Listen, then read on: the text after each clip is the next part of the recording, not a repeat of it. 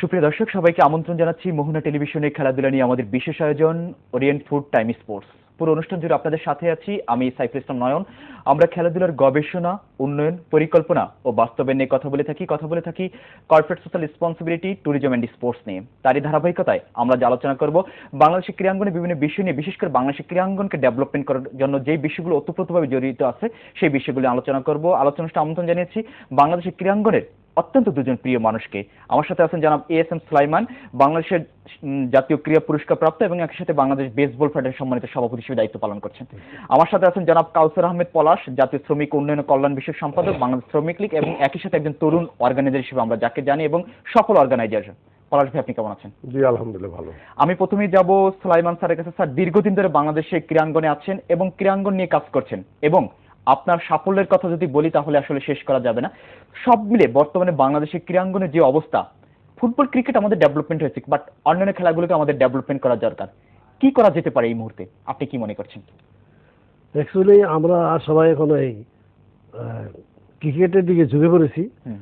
প্রকৃতপক্ষে আমরা যদি একটু খেয়াল করি তাহলে দেখবো আমরা যে ক্রীড়াঙ্গনের যে ফেডারেশনগুলো এইগুলো সম্পূর্ণভাবে অবৈধভাবে মানে করা হয়েছে, ফেডারেশনগুলি করা হয়েছে। যেমন যাদেরকে নিয়ে ফেডারেশন গঠন করা দরকার, যেমন কাউন্সিলর হওয়া দরকার, তাদেরকে বাদ দিয়ে যারা ক্রীড়া ক্ষেত্রে কোনো অবদান নেই বা ক্রীড়া জগতে কোনোদিন আসলে নেই বা খেলাধুলা করেন নেই, তাদেরকে নিয়ে ক্রীড়া ফেডারেশন গঠন করা হয়, যাতে করে তা ক্রীড়া ক্ষেত্রে কোনো অবদান রাখতে পারেই না, বরঞ্চ তারা আরো ক্রীড়া ক্ষেত্রকে ধ্বংসে লিপ্ত হয়ে। স্যার, আমি আপনার কথা শুনবো। আমি একটু কাউসার আহমেদ পলাশ ভাইয়ের কাছে যাচ্ছি। ভাইয়া, আমরা জানি যে বর্তমানে কিন্তু তরুণ অর্গানাইজারদের কিন্তু আমরা কিন্তু সেভাবে কিন্তু স্পোর্টসে আসতে দেখছি না, এবং আপনি কিন্তু আমরা দেখেছি কিছুদিন আগে আমরা যদি নারায়ণগঞ্জের আলীগঞ্জে আপনি একটি মাঠকে যেটা দখল হয়ে যাচ্ছিল এবং রাজনৈতিক প্রভাব খাটিয়ে আপনি সেটাকে লড়াই করে এককভাবে লড়াই করে সেই মাঠটিকে এনে যে খেলোয়াড়দের জন্য উপযুক্ত করে দিয়েছেন, এবং মানে মাঠটিকে সবসময় খেলোয়াড়দের আওতায় থাকবে, খেলার আওতায় থাকবে, যেখানে অনেক লোক এটার জন্য মানে যে দখল করার জন্য অনেক পায়তারা চালাচ্ছিল। আসলে কোন দিকটা বিবেচনা করে এই ধরনের কর্মকাণ্ড? ধন্যবাদ আপনাকে। আসলে আমি আমার বিবেকের তাড়নায়, আমার দায়বদ্ধতা থেকে আমি সেটা করার চেষ্টা করেছি। আচ্ছা। এলাকার মধ্যে দেখা গেছে বিভিন্ন সময় মাদক বিরোধী বিষয় নিয়ে কথা আসে, এলাকার মধ্যে স্কুলের কোনো বার্ষিক ক্রীড়া প্রতিযোগিতা হচ্ছে, আমাদের গেস্ট করে, সেখানে যাই। তো ঘটনাচক্রে সেখানে আলোচনা পরিপ্রেক্ষিতে এক সময় আসলো যে আমাদের এই পাশেই মাঠটা, এই মাঠের মধ্যে এক সময় আন্তর্জাতিক মানের খেলোয়াড়রা এই মাঠের মধ্যে খেলতো। যেমন আতার আলী খান খেলছে, আকরাম খান খেলেছেন, জাতীয় দলের নির্বাচক ফারুক খান খেলেছেন, ওইখানে শ্রীলঙ্কার গামাগি খেলেছেন, ফার্নান্ডো খেলেছেন, শ্রীলঙ্কার আরো অনেক শ্রীলঙ্কার ওই সময়ের যারা রানাতুঙ্গা উনিও খেলেছেন এই মাঠের মধ্যে। তো এই মাঠটা মাঝখানে হঠাৎ করে এই মাঠটি দেখা গেছে সেখানে ব্যক্তিগত কিছু লোকের দখলে চলে গেল মাঠটি, হঠাৎ করে মাঝখানে। তো ব্যক্তি কিছু লোকের দখলে নিয়ে নিল, এক পর্যায়ে মাঝখানে নিয়ে যাওয়ার পরে আবার সরকারের একটা ডিপার্টমেন্ট সেটাকে তাদের দাবি করলো। পরে আবার আরবি খানম নামে আরেকজন মহিলাকে মালিকানা দাবি করলো। এরকম মালিকানা দাওয়া পাল্টা দাওয়া এরকম বিভিন্ন সময় দেখা যায়। আবার কখনো খালি মাঠ হয়ে থাকে, এখানে বাচ্চারা বিভিন্ন সময় টুকটাক সাইডে খেলে। একটা পর্যায়ে সেখানে এমন অবস্থা হয়েছে, সেই মাঠটা নদীর একদিকে বুড়িগঙ্গা নদী, আরেকদিকে ঢাকা নারায়ণগঞ্জ মহাসড়ক, এত সুন্দর একটা প্লেসের মধ্যে। কিন্তু দেখা গেছে এটা এমন একটা বেহাল অবস্থা, সন্ধ্যার পরে হলে সেখানে বিভিন্ন নেশার আড্ডা, সেখানে বাজে কাজকর্ম হয়, এবং এখানে একটা গাড়ির স্ট্যান্ড কেউ ওই গ্যারেজ বানাইছে, কেউ দোকান বানানো হয়েছে, কারো ছোটখাটো কারখানা বানানো হয়ে গেছে অলরেডি। এমন অবস্থা হয়েছে মাঠের কোনো অস্তিত্ব নাই, সেখানে বড় বড় স্তম্ভ এখানের মধ্যে মানে রীতিমতো রড টড দিয়ে ঢালাই করে ভিতরে কমপ্লিট করেছে। আচ্ছা। তো এই অবস্থায় মাঠটা ধরে কখনো আমিও আজকে আপনি আমাকে যে কথা বলতেছেন সংগ্রাম করে বললাম যেভাবে হোক, আমি নিজেও কোনোদিন কল্পনা করি না এটা কোনোদিন মাঠ হবে বা এটা মানে এখানে থেকে মুক্ত হবে এবং এখানে মাঠ হবে, খেলবে, এরকম এত বড় অ্যারেঞ্জমেন্ট কয়েকদিন আগে যে আমাদের শেখ রাসেল সিটি, সেটার জন্য আমরা ব্যক্তিগতভাবে জেনেছি যে আপনি সেখানে অনেকের মানে এটার মানে প্রতিহিংসার শিকার হয়েছিলেন আপনি, যে মাঠটিকে দখল করতে গিয়ে। নিঃসন্দেহে যাদের স্বার্থের মধ্যে আঘাত পড়েছে, যারা এখানে ব্যক্তিগতভাবে দখল করে এখানে ব্যবসা করতে চেয়েছিল, ব্যক্তি মালিকানা কেউ আসতে চাইছে, মানে যার সুবিধা নষ্ট হয়েছে তাদের কাছে স্বাভাবিক প্রতিহিংসায় আমি হয়েছি। এক পর্যায়ে একটা ডিপার্টমেন্ট রীতিমতো আমি যখন এলাকার ছেলেপেলেদেরকে বললাম তোমরা মাঠটাকে পরিষ্কার করে তৈরি করো, সেখানে ফাইন্যান্স কি লাগে এটা আমি ব্যক্তিগতভাবে দেখবো, তোরা কাজ করতে গিয়ে প্রথমে বাধার সম্মুখীন পিডাব্লিউডি তারা অলরেডি জিডি করে থানার মধ্যে। আচ্ছা। তো বড় বড় ছেলেগুলি এলাকার যুবক ছেলেগুলি তারা পিছপা হয়। আমি পরে একদিন নিজে আমি সরাসরি এখানে গেলাম। আচ্ছা। যাওয়ার পরে আমি তাদেরকে বললাম যে আমি বললাম যে তোমরা কাজ করো, এখানে মাঠ থাকবে। তো এক পর্যায়ে এখানে আমি আনুষ্ঠানিকভাবে এলাকার সমস্ত ছোট বড় যারা আছে মুরব্বী সবাইকে সহ একদিন আমি ইনভাইট করলাম, এবং সেখানে ওই ডিপার্টমেন্টের লোকজন ছিল, ব্যক্তি মালিক আলা যারা দাবি করে তারাও আশেপাশে ছিল।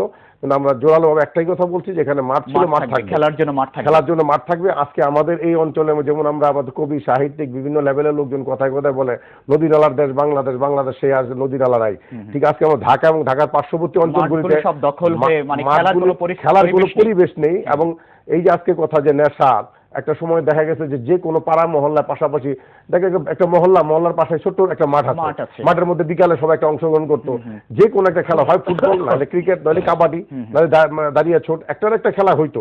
কিন্তু এখন এমন একটা অবস্থা হয়েছে, মাঠ তো দূরের কথা, মানুষ চলার ব্যবস্থা এরকম নাই। আমরা আরেকটু কথা শুনেছি যে আপনি যেদিন আমি নিজে সেই প্রোগ্রামে অংশগ্রহণ করেছি যেখানে আপনার কথা হয়েছিল যে যারা ড্রাগ এডিক্টেড তাদের থেকে ওই পথ থেকে ফিরিয়ে এনে আপনি এখানে যদি স্পোর্টসে যদি ইনভলভ করতে পারেন তাহলে হয়তো বা সেই নেশা থেকে দেশ এবং জাতি মুক্তি পাবে, সেই বিষয়টি নিয়ে আপনি কাজ করছেন। সেটার জন্য মানে সেটাই প্রাথমিকভাবে আমাদের টার্গেট ছিল। ওইটা টার্গেট নিয়ে কিন্তু আমরা নিছি, উদ্যোগ নেওয়ার পরে এখানে এমন একটা পরিবেশ আল্লাহর রহমতে আমরা কায়েম করেছি। আমরা মাঠটাকে রেডি করে প্রথমে আমরা ক্রিকেট খেলা একটা টুর্নামেন্ট ছাড়ার পরে এলাকার মধ্যে এই যে খেলার একটা জাঁকজমক পরিবেশ আপনি যেহেতু দেখেছেন যে এমন একটা আমরা পরিবেশ করছি। অনেক সময় অনেকে এটা কমেন্টসও করেছেন যে আন্তর্জাতিক মানের খেলার পরে আমাদের বাংলাদেশে প্রথম বিভাগের খেলা এত জাঁকজমক হয় না। আমরা যেটা আমাদের ব্যক্তিগত উদ্যোগ করেছি এবং আলীগঞ্জবাসীকে নিয়ে করেছি, এবং আলীগঞ্জের অনেক গণ্যমান্য ব্যক্তিরা মুরব্বীরা সবাই এটাকে সাপোর্ট করেছে। আমি ওনাদেরকে ধন্যবাদ কৃতজ্ঞ, ওনারা আমার উৎসাহিত করেছেন, যার কারণে এবং আলীগঞ্জ ক্লাবের যারা কর্মকর্তা আছেন ওনারা আমাকে উৎসাহিত করেছেন, যার কারণে আমি করতে সক্ষম হয়েছি। এবং সেটার পাশাপাশি প্রতিদিন খেলা হওয়ার কারণে এই নেশা এবং বাজে আড্ডার দিকে মানুষ ডাইভার্ট না হইয়া মাঠ কেন্দ্রিক হয়ে গেল। মাঠ কেন্দ্রিক হয়ে গেল, মাঠের মধ্যে সবাই একটা খেলার স্বাচ্ছন্দ্য দেখতেছে, ভালো ভালো খেলোয়াড় এখানে আছে। আপনি নিশ্চয়ই দেখছেন জাতীয় খেলোয়াড়ও 2-3 জন জাতীয় খেলোয়াড় আকরাম খান, আতার আলী খান একসময় খেলেছে। লেটেস্ট এই আমাদের ফাইনাল খেলাটা শেষ যেটা হলো যে সৈয়দ রাসেল খেলেছে, আরেকটা জাতীয় টিমের খেলোয়াড় খেলেছে যে কি যেন ওনার নাম, খেলা আসতেছিল না। আমার ফাইনাল খেলা টুর্নামেন্টের মধ্যে আতার আলী খান উপরে উপস্থিত ছিলেন, আর ফারুক নির্বাচক ফারুক বাবু উপস্থিত ছিলেন, ওনারা দেখেছেন এবং সবাই এটা এনজয় করেছেন। এবং লোকাল এমপিও ছিলেন শামীম ওসমান সাহেব। এখানে যে একটা রমরম পরিবেশ, এই পরিবেশের কারণে আরো উৎসাহিত এবং এলাকার আমি নিজে সেটা প্রত্যক্ষ যে ওই আমাদের মহল্লার দেখা যাচ্ছে বিপদগামী ছেলে পেলে তাদেরকে তার বাবারা আমাকে ধরে আমার হাতে দেয়, আমার ছেলেটাকে প্র্যাকটিস করান। আপনার এই একাডেমির মধ্যে আমরা একাডেমিও খুলেছি, অসাধারণ এটা। একাডেমি করার পরে এখন এমন একটা প্রথম কোন আমরা দুই একটা যারা বিভিন্ন আমাদের মহল্লার বিভিন্ন এলাকার মধ্যে যে সকল ছেলে পেলে কিন্তু আশেপাশের মহল্লার ছেলেরা অন্য জায়গায় প্র্যাকটিস করতো, তারা এখন মাঠ দেখে এবং ব্যবস্থাপনা দেখে তারা সবাই মাঠের মধ্যে এখন এমন অবস্থা হয়েছে মাঠে জায়গা দিতে পারি না। আমরা খেলোয়াড়দেরকে আমাদের এলাকার আশেপাশের পাড়া মহল্লার ছেলেদের, আমাদের পার্শ্ববর্তী মহল্লার ছেলেদের এমনও ছেলে আছে যে ড্রাগ এডিক্ট ছিল, তার বাবা ধরে সে ছিল প্র্যাকটিস করতেছে, এখন ড্রাগ ছেড়ে এখন মাঠের মধ্যে ক্রিকেট বল নিয়ে। আমরা আরেকটি কথা শুনেছি যে আপনি যে কিছু ছেলে গার্মেন্টসে চাকরি করে তাদেরকেও আপনি এখানে প্রশিক্ষণের ব্যবস্থা করছেন, সেটা নিয়ে আপনার সাথে কথা বলবো। তার আগে আমি একটু সুলাইমান ভাইয়ের কাছে যাচ্ছি। ভাই যেটা বলছি আপনাদের সময় কিন্তু ঢাকা কেন্দ্রে কিন্তু অনেক মাঠ ছিল, কিন্তু যেগুলো এখন কিন্তু সিটি কর্পোরেশন আওতায় এবং দখল হয়ে গিয়েছে। কিন্তু স্পোর্টসকে ডেভেলপমেন্ট করতে হলে, আমাদের খেলাধুলা ভালো পরিবেশ তৈরি করতে হলে মাঠ কিন্তু অত্যন্ত গুরুত্বপূর্ণ একটি বিষয়। আপনি কিভাবে দেখছেন? এটা 100% যে সমস্ত জায়গাগুলি ছিল সেই জায়গাগুলিকে মিউনিসিপ্যালিটির তরফ থেকে এটা মার্কেট করে ফেলেছে, আটকেছে। যখন যে সরকার আসছে, তার মানে স্পোর্টসকে আপ থেকে ডাউনে নিয়ে আসা। ওই এই দেশ স্বাধীন হওয়ার পরে থেকেই এটা শুরু হয়েছে। যখন যে সরকার আসছে, মিউনিসিপ্যালিটির চেয়ারম্যান যে হয়েছে, দেখে কোন জায়গাটা খালি পাওয়া যায় সেখানে একটা মার্কেট করেছে। অথচ সেখানে একটা মাঠ ছিল, সেটা খেলাধুলা করতো। এইভাবে করতে করতে 43 পর্যন্ত বছর। তার মানে আমরা মুখে বলছি যে স্পোর্টসকে ডেভেলপমেন্ট করতে হবে, কিন্তু সেটার জন্য কোনো কাজ করছি না। এইভাবে শেষ হয়ে গেছে। যত জায়গা ছিল আপনি সব জায়গাগুলো ক্যাপচার করে ফেলেছেন। আচ্ছা, আমি একটু আরেকটু বিষয় যাব। আপনি দীর্ঘদিন ধরে বাংলাদেশে একই সাথে জাতীয় ক্রীড়া পুরস্কার প্রাপ্ত যারা আছে তাদেরকে আমরা সেভাবে এখনো সম্মান দেখাতে পারছি না, সম্মান করতে পারছি না। আসলে শুধু ক্রীড়া পুরস্কার কেন, এটা যারা পাচ্ছে তারা আমাদের দেশে খেলার জন্য আসলে গর্বিত, কিন্তু এই বিষয়টিকে সরকার কিন্তু ওইভাবে কিন্তু লক্ষ্য করছে না। বা আমি বিষয়টি আপনি কিভাবে দেখছেন? এটা আমি গতবার আপনাকে বলেছিলাম যে একটা জিনিস যদি কাউকে দেওয়া হয়, সম্মান দেওয়া হয়, সেই সম্মানটা যদি কোনো অর্থ না থাকে তাহলে এটা দেওয়া কোনো প্রয়োজন নেই, বরং এটা বন্ধ করে দেওয়া উচিত। তো তাকে যখন একটা ক্রীড়া পদক দেওয়া হয় তো অবশ্যই ওইটা একটা দাম থাকতে হবে, একটা সম্মান থাকতে হবে। তো এই জন্য আমি গতবার বলেছিলাম যে অন্তত যারা জাতীয় ক্রীড়া পদক পায় তাদেরকে অন্তত ভিআইপি গণ্য করা উচিত এবং মাসিক অন্তত 5,000 টাকা তাদের সম্মানী ভাতা দেওয়া। কিন্তু কোনো নাই। সরকার কিন্তু এই ধরনের একটা উদ্যোগ গ্রহণ করতে পারে কিন্তু, কারণ বর্তমান সরকার স্পোর্টসের জন্য কাজ করছে, কিন্তু সেক্ষেত্রে হচ্ছে যে তারা এই উদ্যোগটা যদি নিতে পারে তাহলে যারা জাতীয় পুরস্কার পেয়েছে তারাও আসলে মানে মনে করবে যে আমাদের জন্য এটা স্যাটিসফাইড একটা বিষয়। আর অন্যরা যারা আছে, অন্য ক্রীড়াবিদ যারা আছে তারা উৎসাহ পাবে, তারা আরো বেশি বেশি প্র্যাকটিস করে ভালো করার চেষ্টা করবে। এই আপনাদের এখানে ক্রিকেট খেলা হলো, এদের মনে হয় যখন নাকি যারা এরা খেলে, মনে হয় আমার যতটুকু মনে হয়েছে যে এদের কোনো গার্জিয়ান নাই বা কোনো অভিভাবক নাই, আর এরা অনিশ্চয়তার মধ্যে একটা খেলা খেলে। যখন দেখি মাঠে আসছে মনে হচ্ছে যে তারা কি যেন কিসের কোনো একটা ইয়ের মধ্যে ভুগছে, তারা মানে মুখে কোনো হাসি নাই, কোনো নাই, কোনো মানে বিপদে পড়ে যেমন খেলছে, হতাশাগ্রস্ত এইভাবে তারা খেলছে। তা নাহলে কিন্তু এরা জিততে পারতো, সব করে খেলে কিন্তু ভালো, মোটামুটি মাঝে মাঝে ভালো খেলছি, কিন্তু তারপরও হেরে গেছি আমরা। সুলাইমান ভাই, আমরা এই বিষয়গুলো আরো কথা বলবো, কিন্তু তার আগে ছোট্ট একটা বিরতিতে যাব। সুপ্রিয় দর্শক, আমরা যাব ওরিয়েন্টাল ফুডের সৌজন্যে ছোট্ট একটা বিরতিতে। থাকুন আমাদের সাথে, প্রাণবন্ত আলোচনায় ফিরে আসবো খুব শীঘ্রই।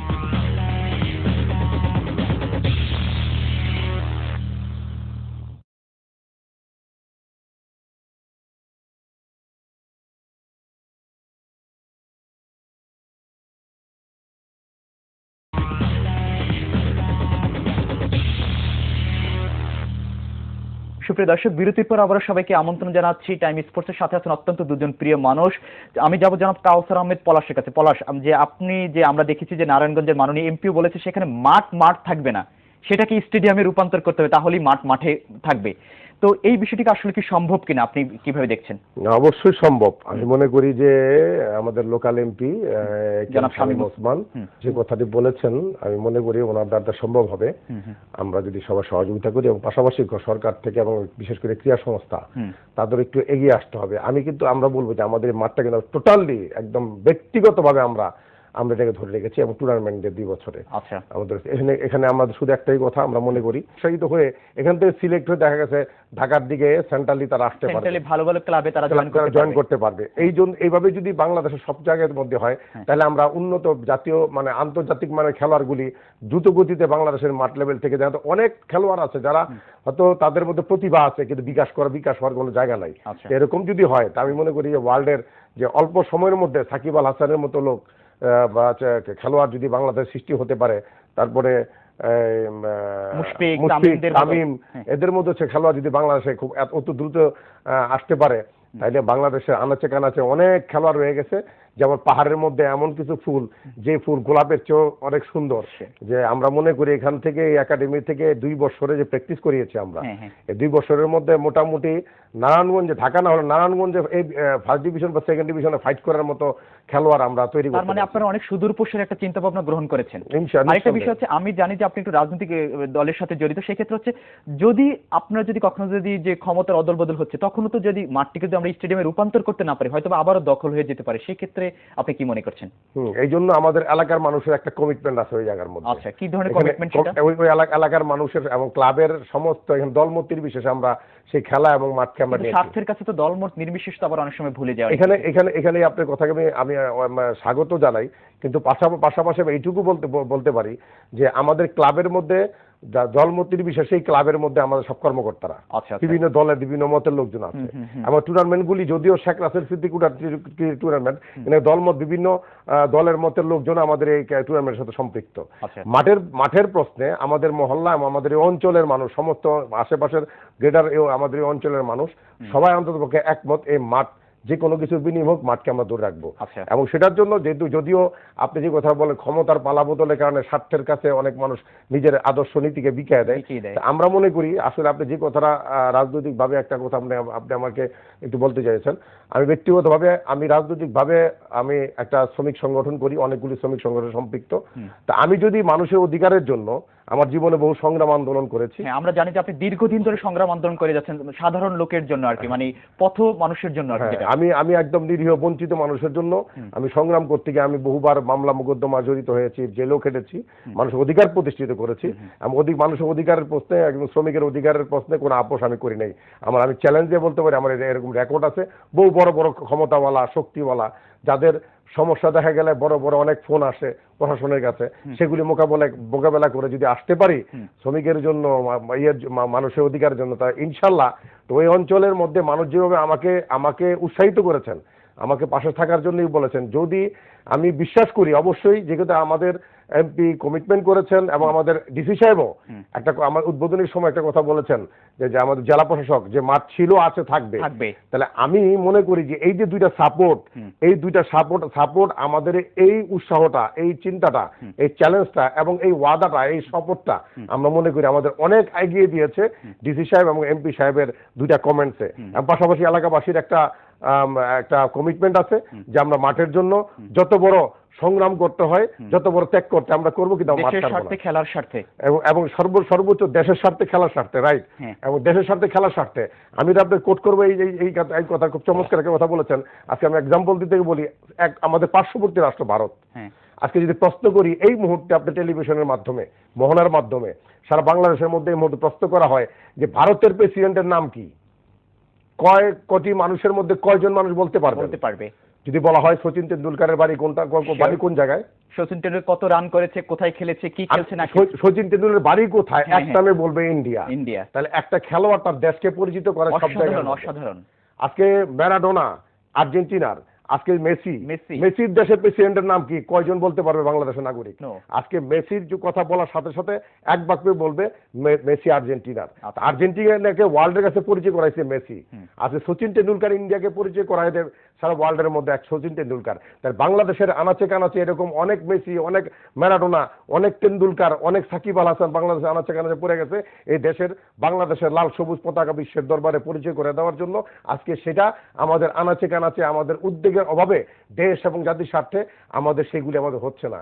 আমরা আশা করি আমরা ব্যক্তিগতভাবে আমরা যেগুলি করেছি সরকারিভাবে সংস্থার মাধ্যমে, যদিও সরকার খেলা বান্ধব আমরা যা দেখতেছি, আমরা তো বারবার বলছি যে বর্তমান সরকার ক্রীড়া বান্ধব সরকার, ক্রীড়া ডেভেলপমেন্টের জন্য বেশ কাজ করতেছে। তো এই জন্যই বলবো যে অবশ্যই আমি বিশ্বাস করি, আমি মনে করি এই সরকারের মাধ্যমেই সম্ভব যে, এবং যারা দায়িত্বে আছেন তারা যদি এগিয়ে আসেন, আমি মনে করি উই শ্যাল ওভারকাম। আমি সেই কথাটি নিয়ে একটু সুলাইমান স্যারের কাছে যাব। স্যার যেটা বলছে যে মানে সবকিছু মূলে কিন্তু আমাদের কিন্তু যে লজিস্টিক সাপোর্টগুলো দরকার সেগুলো কিন্তু আমাদের প্রথমে পাওয়া দরকার, মাঠ থেকে শুরু করে খেলোয়াড়, ট্যালেন্ট হান্ট এবং অন্যান্য বিষয়, এগুলো কিন্তু আমরা কিন্তু এখন কিন্তু অনেক কিন্তু পিছিয়ে আছি। কিন্তু এখন কিন্তু যেহেতু ক্রীড়া পরিষদ দেখছি যে আপনার ট্যালেন্ট হান্ট করছে, কিন্তু তারা উঠে আনার পরে কিন্তু সেভাবে কিন্তু তাদেরকে নার্সিং করছে না, টেক কেয়ার করছে না। কিন্তু আপনি বিষয়টি কিভাবে দেখছেন স্যার? না, এটা 100% কারেক্ট। ভাই যে বলছেন যে সমস্ত কথা বললেন, ইম্পর্টেন্স কথাগুলো সত্যি অসাধারণ। এইরকম ওনার মতো যদি আমি বলবো যে সব তরুণ সংগঠক এভাবে সব জায়গায় জায়গায় থানায় এই ধরনের লোক থাকে, তাহলে তো কোনো প্রশ্ন নেই। আমাদের মতো অনেক ছেলে এরকম আমাদের মতো জাতীয় ক্রীড়া পদক পাবে এবং জাতীয় পর্যায়ে তারা খেলাধুলা করতে পারবে। যদি বলে এই প্রোগ্রামের মাধ্যমে আমি আকসির ভাই বা টিটু এবং বাবুল ভাই ওনাদেরকে এবং জেলা প্রশাসক, একসাথে জেলা প্রশাসক ওনাদেরকে আমি মেসেজ দিতে চাই যে আপনারা জেলা ক্রীড়া সংস্থার যেভাবে আমাদেরকে বুদ্ধি বিবেচনা দিয়েছেন, উৎসাহ জুগিয়েছেন ডেভেলপমেন্টের জন্য, এবং এই স্পোর্টসটা নারায়ণগঞ্জ ভিত্তিক যে টুর্নামেন্টটা, এটা অনেকগুলি, এটা আপনারা নিজে স্বীকার করেছেন, একমাত্র আন্তর্জাতিক স্টেডিয়াম মানে যেটা নারায়ণগঞ্জ আমাদের ফতুল্লাতে আছে, ওইটার পরে আমাদের ফতুল্লাতে বা নারায়ণগঞ্জ এরকম কোন স্টেডিয়াম নাই, জায়গা নাই, মাঠ নাই। তো আপনাদের মাধ্যমে আমি মনে করি সচল রাখার জন্য জেলা পর্যায়ের আরো টুর্নামেন্ট এবং আপনাদের সুদৃষ্টি, আপনাদের হ্যান্ডলিং এটা হলে ভালো হয়। যে ক্রিকেটের যে অবস্থাটা বর্তমানে যে অবস্থাটা, আমাদের অনেক অনেক ভালো প্রতিভাবান এবং ভালো যোগ্যতাপূর্ণ খেলোয়াড় আছে যারা মানসিকভাবে তারা অনেক পরাস্ত, মানসিকভাবে তারা দুর্বল। এখানে ইন্টারনাল কিছু গ্রুপিং এবং লবিং এর কারণে আমি অনুরোধ করব, এই ইন্টারনাল গ্রুপিং লবিং, একজন প্রিয় খেলোয়াড় আছে, একজনের লবিং গ্রুপিং এর ব্যাপারের কারণে প্লেয়াররা মানসিকভাবে তারা টেনশনে থাকেন এবং মানসিকভাবে কে বাদ পড়েন, কে ঢুকে যান, এই সকল বিষয়ের উপরে কিন্তু ছেলেরা যখন হতাশাগ্রস্ত, যার কারণে মাঠে পারফরমেন্স গিয়ে খারাপ হচ্ছে এবং হলো আমাদের সামনে। আমি অনুরোধ করব যে যারা ক্রিকেটকে ভালোবাসেন, দেশকে ভালোবাসেন, আমি মনে করি ওই খেলোয়াড়দের মধ্যে খেলোয়াড়দের উপর এই গ্রুপিং লবিং যেটা আছে আপনাদের ইন্টারনাল যা আছে এটা খেলোয়াড়দের মধ্যে থেকে উঠাই নিয়ে আপনারা আপনাদের ভিতর সীমাবদ্ধ রাখেন, ওই জায়গাটা ফ্রি ছেড়ে দিন। দেশের স্বার্থে, ক্রিকেটের স্বার্থে, 16 কোটি জনগণের স্বার্থে, 16 কোটি জনগণের স্বার্থে আমরা খুব আনন্দ বোধ করব, আমরা খুশি হব, সারা দেশ খুশি হবে যখন বাংলাদেশের ছেলেরা বিশ্বের বিভিন্ন দেশের মধ্যে খেলতে যায়। আর যখন বাংলাদেশের ওয়ার্ল্ডের একটা প্রান্তের মধ্যে বাংলাদেশের ফ্ল্যাগ উড়ে, আর যখন বাংলাদেশের ছেলেরা 4 ছক্কা মারতে থাকে, তখন খুব বাংলাদেশের মানুষ আনন্দ উদ্বলিত হতে থাকে। তখন মনে করে আমাদের সার্থকতা, স্বাধীনতা, 71-এ দেশ স্বাধীন হয়েছে, এই স্বাধীন বাংলাদেশ, এই স্বাধীন বাংলাদেশের স্বাধীন পতাকা অন্য কোনো ভাবে যদি ওয়ার্ল্ডের অন্য জায়গায় উঠতে নাও পারে, অন্ততপক্ষে এই খেলার মাধ্যমে ওয়ার্ল্ডের এক প্রান্ত থেকে অন্য প্রান্ত পর্যন্ত এই লাল সবুজের পতাকা, আমার সোনার বাংলা আমি তোমায় ভালোবাসি, উঠতে থাকে। আর আমরা আনন্দিত হতে থাকি। আর মুক্তিযুদ্ধের চেতনা বাস্তবায়নের অন্যতম একটা লক্ষ্য হিসাবে আমাদের এই বাংলাদেশের ক্রীড়া জগৎ আমি মনে করি। আমি একটু এই কথা শুনবো, আমি একটু সুলাইমান স্যারের কাছে আছি। স্যার, বাংলাদেশের মানে এই বছর টি-20 বিশ্বকাপে কিন্তু বাংলাদেশ কিন্তু নিজেদেরকে কিন্তু সেভাবে মেলে ধরতে পারেনি, কারণ বাংলাদেশের স্পোর্টস বলতে কিন্তু এখন ক্রিকেট কিন্তু বেশ ডেভেলপমেন্ট, কিন্তু সেখানে কিন্তু নিজেদের হোস্ট কান্ট্রি হিসেবে নিজের দেশে আমাদের ক্রিকেট সেভাবে কিন্তু আমাদের হোম যখন মাঠে আসে তা মনে হয় না যে তাদের কোনো গার্জিয়ান আছে বা কোনো কিছু আছে। তো আপনি সাধারণত ভাবে বুঝবেন যে যুদ্ধের ময়দান থেকে যদি সেনাপতি চলে যায়, ঘুরে যায়, তাহলে তো সৈনিকদের মনোবল ভেঙে যায়। আমি যখন খেলতে যাবো, আমার যদি আমি জানি যে আমার পিছিয়ে আমার শক্তি আছে, আমার গার্জিয়ান আছে, আমার দেখাশোনার লোক আছে, আমার একটা উৎসাহ থাকবে অন্যরকম। কাজেই আমাদের ফেডারেশন যে ক্রিকেটারদের সেই রকম কিছুই ছিল না। তারা মনে হয়তো আসতো খেলা মাঠে আসতো, দেখতাম আমরা যে একেবারে এতিমের মতো তারা আসতো, তাদের কোনো হাসি নাই বা কোনো আনন্দ নাই। খেলাধুলা তো একটা আনন্দ, তো আনন্দ যদি না থাকে হারি জিতে নাহিলাস, কিন্তু আনন্দ থাকতে হবে। কিন্তু ওরা যখন আসতো তো ইতিমের মতো আসতো, দেখতাম মুখ কালো, মানে কোনো নাই, কেউ কারোর সাথে কেউ একটা নাই। ওরা দেখে যায় একটা কিছু করে, না ডান্স করে, এটা করে ওইটা করে, ওদের মধ্যে কিন্তু সে আনন্দ তো ছিল না। এতে করে আমাদের মনোবল খুবই দুর্বল ছিল, যাতে করে আমরা হেরে গেছি। অবশ্যই আমরা 2-4টা খেলা জিতি। তারপর আমরা কিন্তু আসলে যে বাঙালি জাতি কিন্তু ভিড়ের জাতি, কিন্তু তারা কিন্তু আসলে মানে স্বপ্ন নয়, স্বপ্ন বাস্তবায়নে কিন্তু সবসময় কিন্তু বিশ্বাস। আমি সর্বশেষ একটু জানাবো কাসের আহমেদ পলাশের কাছে যাবো। পলাশ ভাই, যদি আমাদেরকে একটু আশার বাণী শোনেন তরুণ সংগঠক হিসেবে একজন, এবং মানে বাংলাদেশি স্পোর্টস এর স্বার্থে যদি মানে একটু ছোট্ট করে বলেন। আসলে বাংলাদেশ অলওয়েজ বিপ্লবী। আচ্ছা, বাংলাদেশ অলওয়েজ ত্যাগ করতে জানে বাংলাদেশ, এবং বিপ্লবী কিছু ঘটিয়ে বাংলাদেশকে সামনে নিয়ে দেওয়ার জন্য। আচ্ছা, আমি আমার জীবনে, আমার জীবদ্দশায় আমি আমার ছোট্ট পরিসরে শ্রমিক নেতৃত্ব আন্দোলনের মধ্যে একসময় ছাত্র রাজনীতি করতাম। আমি আমার সবসময় আমার একটা কথা, যখন আমার নেতা কর্মী কিংবা আমার যারা সংগঠক যারা আছে তাদেরকে যখন কোনো ষড়যন্ত্র, কোনো বেড়াজালের মধ্যে পড়ে যায়, তখন হাজারো মানুষের সামনে একটা কথা আমি চিৎকার দিয়ে বলি, আমি সেটা ক্রিকেটের বেলায় বা খেলাধুলার বেলায় বলবো যে আমি হতাশাগ্রস্ত মানুষ নই, আমি আশাবাদী মানুষ। মেঘ ক্ষণিকের, সূর্য চিরদিবসের, যে কোনো মূল্যে মাঠ দখল, ক্ষণিকের মেঘ চলে যাবে, সূর্য আবার উঠিবে, উইল ওভারকাম, আমরা করব জয়, আমাদের হবে জয়। আমি বলতে চাই যে কোনো মূল্যে আমাদের ওই মাঠ থাকবে, এবং এটার জন্য আমরা কর্মকর্তা কর্তৃপক্ষ, বিশেষ করে নারায়ণগঞ্জ জেলা প্রশাসক এবং কে এম শামীম ওসমান সাহেব কমিটমেন্ট করেছেন, আপনারা উৎসাহিত করেছেন, এই মাঠ থাকবে, এবং এই মাঠ থাকার জন্য যা যা করা দরকার আপনাদেরই করতে হবে, আমরা পাশে থাকবো, এবং এটার জন্য আমাদের যদি শেষ পর্যন্ত যা যা করার আমরা করব, এবং আমাদের মিডিয়া সাপোর্টটাও আপনাদের সবসময় পাশে থাকবে। এবং সবচেয়ে বড় দরকার হচ্ছে এই যে মিডিয়া। আপনারা মিডিয়া ইচ্ছা করলে আপনারা পারেন। আমি মনে করি এই মিডিয়া যে কি করতে পারে, এটা এই দেশে অনেক কিছু, এই দেশে না ওয়ার্ল্ডের মধ্যে আপনার, আমি স্ট্রেট ফরওয়ার্ড মানুষ, আমি বলতে পারি একটা কথা নির্দ্বিধায়, মিডিয়া একটা জিরুরে হিরো বানায় দেয়। আচ্ছা, একটা মিডিয়া জিরুরে হিরো বানায় দেয়, হিরুকে জিরু বানায় দেয়। আর একটা দেশের স্বার্থে, জাতির স্বার্থে এই মিডিয়া যদি ইচ্ছা করে, আমাদের স্টেডিয়াম, আমি মনে করি যে পরিবেশ আপনি দেখে আসছেন, ওই পরিবেশে একটা আন্তর্জাতিক মানের একটা স্টেডিয়াম হয়। কিন্তু যদিও জায়গাটা সংকুলন, তারপর আমি মনে করি আপনি দেখে আসছেন, একদিকে বুড়িগঙ্গা নদী, অন্যদিকে ঢাকা নারায়ণগঞ্জ একটা সড়ক, এবং যে পরিবেশ, এই পরিবেশে অবশ্যই একটা স্টেডিয়াম হতে পারে। আমরা আশা করছি যে এই সরকারের আমলে এবং আমরা আগামী 2 বছরের মধ্যে আমরা সেখানে একটা স্টেডিয়াম উপহার পাবো। অবশ্যই জননেত্রী শেখ হাসিনা উনি বাংলাদেশের মানুষের জন্য যেভাবে আক্রান্ত পরিশ্রম করে যাচ্ছেন, উনি কাজ করছেন। আমরা মনে করি এই আমাদের এই অনুষ্ঠানটি মাননীয় প্রধানমন্ত্রী উনি এত ব্যস্ততার মাধ্যমে উনি নাও যদি দেখেন, ওনার এই লাইনে যারা আছেন তারা অবশ্যই দেখবেন। দেখার পরে আমি মাননীয় প্রধানমন্ত্রীর দৃষ্টি আকর্ষণ করে, এবং বা শুধু আমাদের ওই অঞ্চলের ওই মাঠ নয়, সারা বাংলাদেশের স্পোর্টসের মাঠগুলি যেগুলি আছে, যেগুলি বেহাল অবস্থা, বেদখল, হারিয়ে যাচ্ছে, সমস্ত কিছুকে আমি মনে করি মাননীয় প্রধানমন্ত্রীর নেতৃত্বে বাংলাদেশে খেলার পরিবেশ ফেরত আসবে এবং মাঠ পর্যায়ে থেকে সব ধরনের খেলোয়াড় নিচের লেভেল থেকে গ্রাম থেকে চলে আসবে ঢাকাকে। আমরা বেশ আশাবাদী যে মাননীয় প্রধানমন্ত্রীর এদিকে সুদৃষ্টি থাকবে এবং বাংলাদেশের স্পোর্টস এবং খেলাধুলা বেশ এগিয়ে যাবে। জনাব সুলাইমান এবং কাউসার আহমেদ পলাশ, আপনাদের দুজনকে অসংখ্য ধন্যবাদ আমাদেরকে সময় দেওয়ার জন্য। আপনাকেও ধন্যবাদ, আর মোহনাকে ধন্যবাদ। আমাদের মতো ব্যক্তিদেরকে আমাদেরকে যেভাবে আপনারা হাইলাইটস করলেন, আসলে এরকম কোনো কিছু না, তবে আপনাদের প্রতি কৃতজ্ঞ এবং ধন্যবাদ জানাই। বিশেষ করে আমাদের নারায়ণগঞ্জের সমস্ত মানুষের পক্ষ থেকে মোহনাকে ধন্যবাদ জানাই। মোহনার অনুষ্ঠান আমাদের ওদের যেদিন দেখাবে আমাদের সমস্ত মানুষ দেখবে এবং কৃতজ্ঞতা থাকবে, কারণ আমাদের মেসেজটা যথোপযুক্ত জায়গার মধ্যে আমাদের এই কথাগুলি আপনারা পৌঁছাই দিবেন। মাননীয় প্রধানমন্ত্রীর কানে এই মোহনার মাধ্যমে পৌঁছে যাবে এই আশা ব্যক্ত করে মোহনাকে ধন্যবাদ দিয়ে আমি বিদায় নিচ্ছি। আসসালামু আলাইকুম। সুপ্রিয় দর্শক, আমরা আমাদের অনুষ্ঠান একেবারে শেষ প্রান্তে, তবে যাবার আগে বলছি অনুষ্ঠান সম্পর্কে এবং খেলাধুলা সম্পর্কে যে কোনো মতামত এবং তথ্য আমাদেরকে জানাতে পারেন এবং খেলাধুলা সংক্রান্ত যে কোনো সমস্যার কথাও আপনি আমাদেরকে জানাতে পারেন। আপনি জানান আমাদেরকে, আমরা জানাবো গোটা বিশ্ববাসীকে। খেলাধুলা করুন, টাইম স্পোর্টস দেখুন আর মোহনার সাথে থাকুন। এতক্ষণ আমাদের সাথে থাকার জন্য সবাইকে অসংখ্য ধন্যবাদ জানিয়ে আমি সাইফুল ইসলাম নয়ন এখানে বিদায় নিচ্ছি। আল্লাহ হাফেজ।